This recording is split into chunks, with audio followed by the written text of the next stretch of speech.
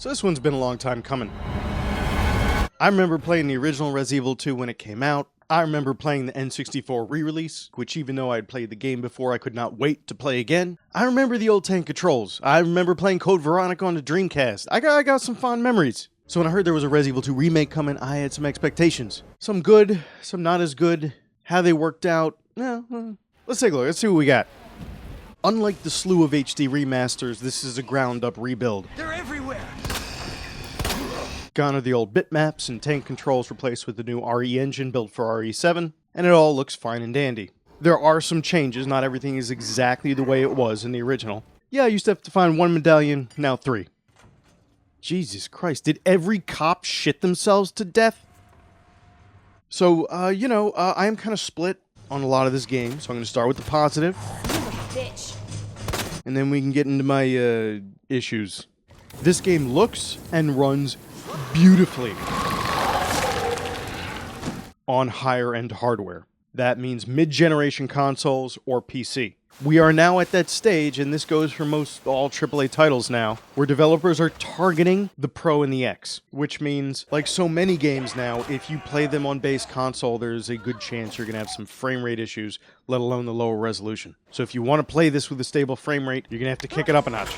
Sorry, it's just how it is now. For the purposes of this review, everything you're seeing here, downscaled from 4K, is on the X.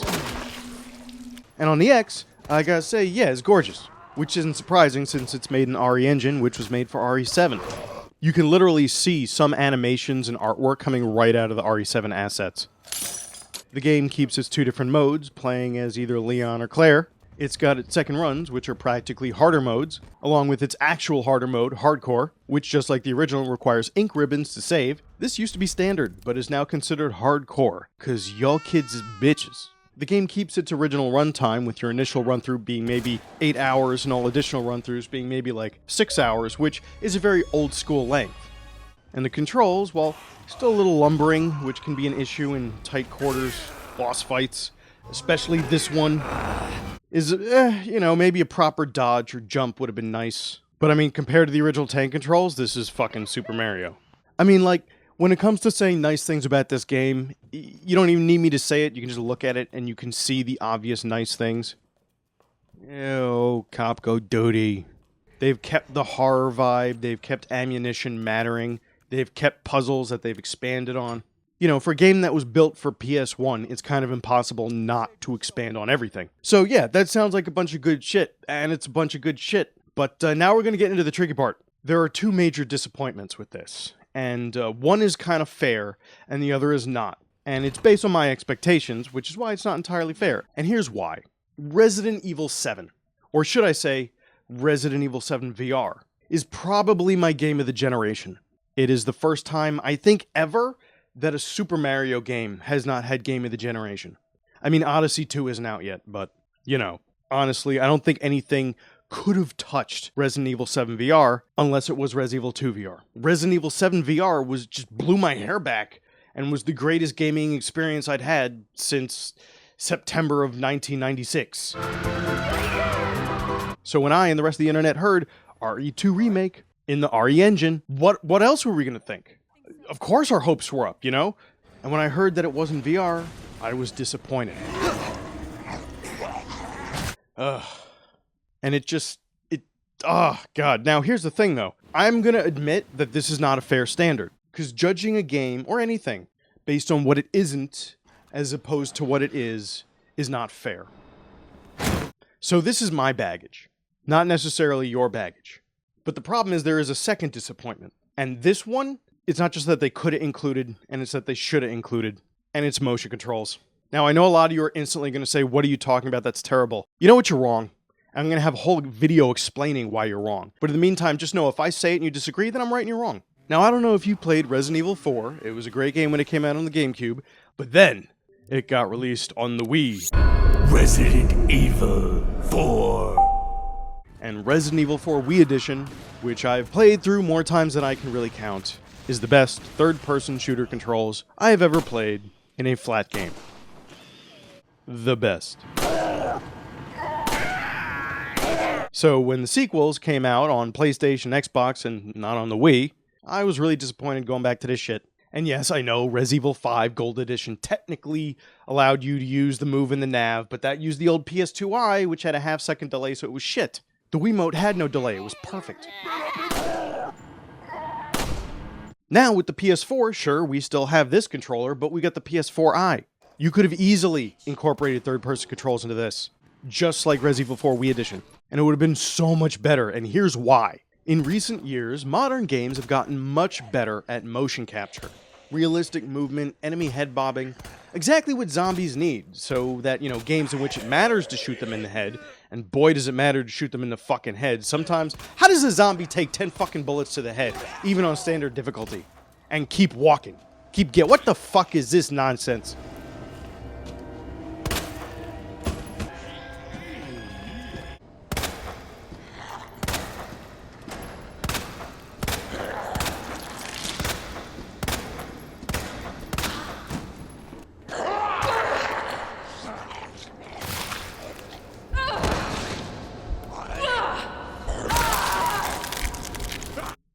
So zombies are walking more realistically and their heads bobbing a bit more realistically, which is great, but that means the player's control also has to be more realistic. And by realistic, I mean accurate. Now, the most accurate, obviously, VR. The only other way to do it, have those kind of reflexes, is with a motion controller.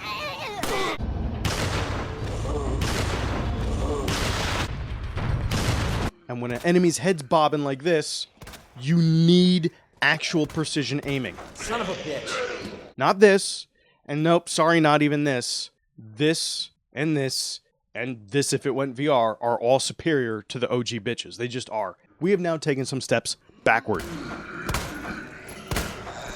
And where I used to be able to bam, bam, bam, I now kind of have to fumble around and get bitten.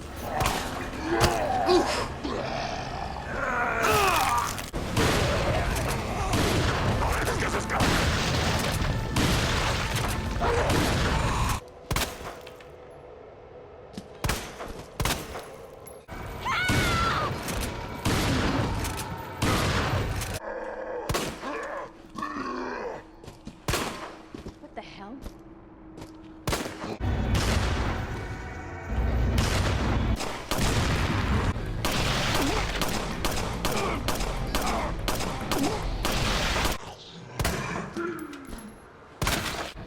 Checking.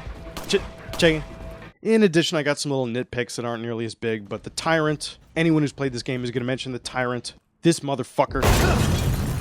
He's supposed to be there to be like this omnipresent, scary thing, kind of like the Nemesis from the third game. But, like, after the first minute, he stops being a scary ever-presence and just becomes a nuisance. Give me a break. A pain. An irritant. Someone who can't go in your safe room, so you just sit there. You just sit there and wait. Get the fuck out of here, bitch. I got a fucking game to play with no motion controls. It just, it's gonna get tiring fast. And since all the second runs have the Tyrant walking around for, most of your time in the police station, it's gonna get old faster. I don't know. I mean, he was in the original game, but he seems more of a pain now. Oh, and where's my spiders? Spiders, bitches! I get that you wanted to update some shit, and you did, and it looks great. But where's my motherfucking spiders? You owe me spiders. At least give me Peter Porker or something. Now, there are some extra DLC things, one that came with it called The Force Survivor, where you play Hunk, and a couple extra ones that they dropped afterward. The Force Survivor is really just kind of, a long slog. You don't get items from enemies or pick any up, you just get what you start with and go, so it's more about avoiding enemies and shooting them. It's for internet speedrunners, but it's not fun to play.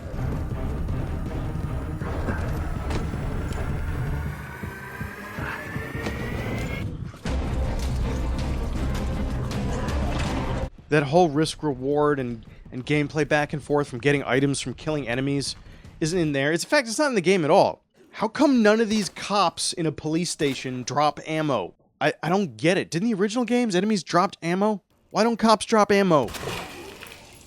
It's weird. They should drop ammo. The 3 other DLCs are basically smaller versions of The Force Survivor, where you, for the most part, start with what you can get, but you can kind of find stuff sort of on the way. They're pretty much also just about getting through it. Smaller slogs, I guess. And, just like The Force Survivor, they're just not fun. I don't know. I tried. I could not squeegee any fun out of any of these modes. I don't know, it's almost like they actively tried to make all the extras unfun. I mean, if you look back at like Res Evil 4 or the new Res Evil 7, I loved all the extras in Res Evil 4 and all the DLC in Res Evil 7. It was all great. So what is this? This isn't fun. I don't know. I've never had so much unfun with an extra in Resident Evil. My other big complaint here would be that there's no Mercenaries mode. Yeah, one of the new DLC is kind of almost not really, no, not Mercenaries. It just, Mercenaries would have expanded the life of this game so much, like doubled it at least. And I know some people are saying, oh, but this is back to its survival horror roots, so Mercenaries wouldn't really fit with that. Well, A, it's a separate mode, so it doesn't necessarily need to fit. And B, you know what was more survivally horror than Res Evil 2 Remake? Res Evil 7. And they basically had a mercenary mode called Nightmares. One of my biggest complaints about that game was that it wasn't expanded enough. They should have made it 4 or 5 different levels with maybe some varied layouts and at least one more harder difficulty because the default difficulty was really, really easy. And if that game could have, if not Mercenaries, a faux Mercenaries mode, then you know what, Res Evil 2 could have had at least a faux Mercenaries mode. Also, look at Resident Evil Revelations. Half of that game is effectively a glorified, overly expanded mercenary mode. And that was going back to its survival horror roots, supposedly, after 5 and 6. Look, I know it sounds like I'm being hard on this game, but it is good. If you liked Resident Evil 2, you'll have fun with this. Yeah, it's a disappointment that it wasn't VR, but I'm not holding that against it. But the motion controls and the lack of a mercenary mode, I gotta hold that against it, because its predecessors on weaker hardware did that perfectly. So whether you want to buy it at $60 full price, or maybe wait a bit, you know, this will be $20, $25 in a minute. That's really up to you. Okay guys, who put laxatives in the water cooler?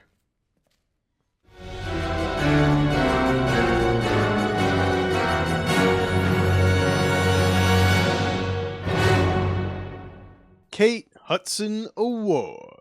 Cause the original was pretty good, so is the remake. You got game. Just lose the DLC and for the love of God eat a hamburger. Excuse me, is everything okay? You let it die!